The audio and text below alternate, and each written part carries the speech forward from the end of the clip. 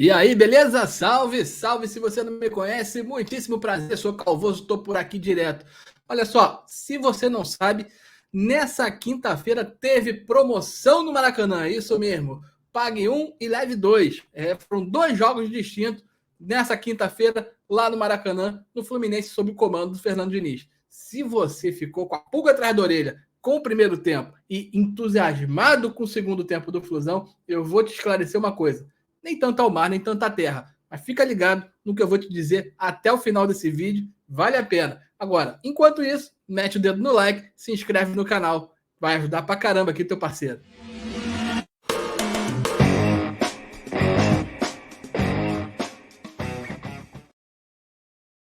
É isso mesmo, teve promoção do Maraca. Leve um e pague dois. Aliás, ao contrário, pague dois e leve um. Foi a promoção que o Flusão botou lá. Foram dois jogos em um, é verdade. Primeiro tempo horroroso, deu pena do Fluminense, daquelas piores exibições, dando mole com vacilos individuais imperdoáveis que servem sim como sinal de alerta, tendo em vista, obviamente, a final da Copa Libertadores da América no dia 4 de novembro. Tá batendo na porta, gente. Não pode ficar dando esse tipo de vacilo, não. Agora, uma coisa é certa.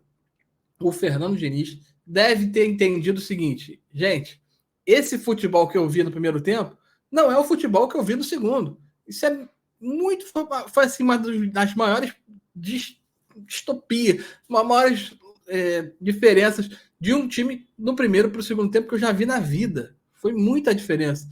Então, agora, se você pensar, porra, por que aconteceu esse tipo de coisa? Por que aconteceu de diferente no primeiro tempo e no segundo tempo? Eu tenho certeza absoluta que foi o intervalo. Por incrível que pareça, não foi nada dentro de campo. Tenho certeza absoluta que a chamada que o Fernando Diniz deu no time, no intervalo, deve ter acendido o alerta. Gente, alô, a gente está disputando o Campeonato Brasileiro. Final da Libertadores é só no dia 4. Por que eu estou falando isso e você está falando, mas isso aí o primeiro tempo também foi uma orientação do Fernando Diniz? Claro que foi.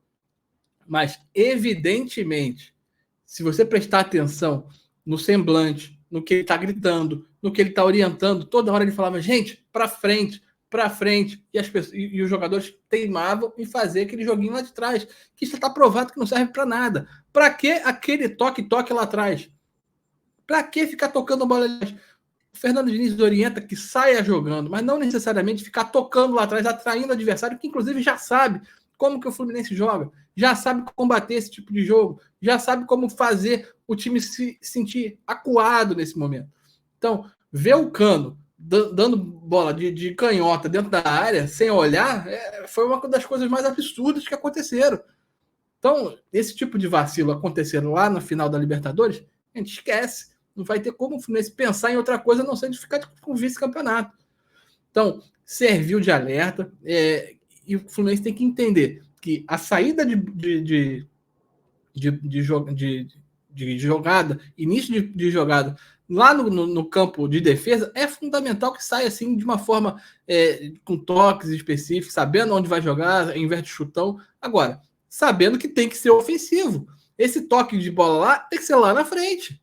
Para que vai ficar lá atrás atraindo o adversário, chamando lá para frente do Fábio, esperando que aconteça uma falha? E olha que os gols saíram exatamente de falhas individuais.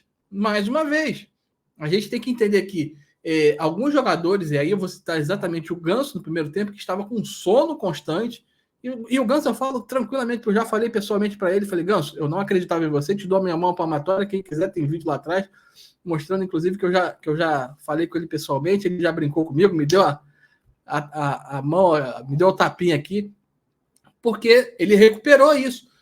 Mas a partir do momento que ele começa a recuar, ele volta a ser o Ganso sonífero. Volta a ser aquele Ganso que não tem muita utilidade, que não tem muita função tática, que não tem necessidade de estar ali. Ele é o cara que acelera o jogo. Então ele precisa estar voltado para frente, olhando para o sistema ofensivo, para que o Fluminense não fique naquela lentidão toda e um futebol previsível. Que todo mundo sabe que vai ficar ali, vai marcar e um momento alguém vai falhar, alguém vai dar uma vacilada e vai acontecendo o que aconteceu durante principalmente o primeiro tempo desse jogo contra o Corinthians. Agora, é fato também que você tem que entender que ninguém vai botar o pé numa dividida mais dura, ninguém está querendo botar em risco a sua participação na final do jogo mais importante da história do Fluminense, que é esse contra o Boca Juniors no dia 4. Então tem que entender o seguinte: algumas coisas precisam ser adaptadas. É fato que o Fluminense cresce muito quando o Marcelo se desloca para o meio-campo, ainda que informalmente. Durante a partida, o Marcelo parte para o meio de campo. Na lateral, ele não está aguentando mais correr, ele não está aguentando mais conseguir acompanhar. Então, será que não é o momento de pensar que o Marcelo é a alternativa para o Paulo Henrique Ganso em determinados momentos? E volta a frisar: em momento algum é demérito para o jogador ficar no banco de reservas e entrar no segundo tempo, e entrar como uma alternativa de mudança de jogo, mudança de estilo de partida. Olha o que o Arias fez ontem. É outro exemplo. Claro que o Arias foi poupado, porque teve uma viagem doida, jogou 2 partidas pesadas pela Colômbia e estava cansado. Mas ao entrar no segundo tempo, a mudança que ele fez no Fluminense foi absurda. O time mudou da água para o vinho. Então, jogador que está no banco de reservas tem que entender que ele não está sendo desprestigiado, está perdendo moral, nada disso. Ele é uma opção do treinador para que ele possa mudar o jogo e talvez ele se torne peça-chave para uma vitória. Então, eu não vejo demérito nenhum dessa alternância entre o Ganso e o Marcelo, se for necessário. São dois jogadores que têm habilidade, capacidade de criar e tem principalmente a capacidade de deixar o jogador do sistema ofensivo na cara do gol. Então, em algum momento, acho que o Fernando Diniz pode entender que seja importante, sim, que haja essa alternativa, porque o Fluminense cresce e muito com o Marcelo no meio-campo. E o Ganso, quando está bem, jogando mais à frente, mais encostado no sistema ofensivo, também é uma peça muito importante. Então, não adianta nada você ficar batendo cabeça, batendo no muro, vendo que as coisas não estão funcionando e mantendo a mesma coisa. Fazendo a mesma coisa, você não pode esperar resultados diferentes. Então, chegou o momento de você entender que essas partidas agora, que vão vir agora com o Red Bull e depois com o Goiás, enfim, são momentos importantes que você tem para treinar a equipe e preparar tudo para chegar a 100% na final da Libertadores. O Campeonato Brasileiro é importante, é óbvio, ninguém pode deixar a coisa andar. Mas a prioridade é, obviamente, tanto para os jogadores, quanto para a própria comissão técnica, que tem que entender que tem que fazer uma preparação para chegar lá 100%. Então, foco total nesse objetivo, foco total nessa causa, que é o que está todo mundo terendo. Afinal de contas, esse jogo pode ser um divisor de águas, tanto para o bem quanto para o mal. Se ganhar, maravilha, vai entrar para a história, vai ter uma renda maravilhosa, vai ter uma receita fantástica, porque já estão 2 mundiais garantidos, tudo garantido, maravilhosamente bem. Se perder, ferrou.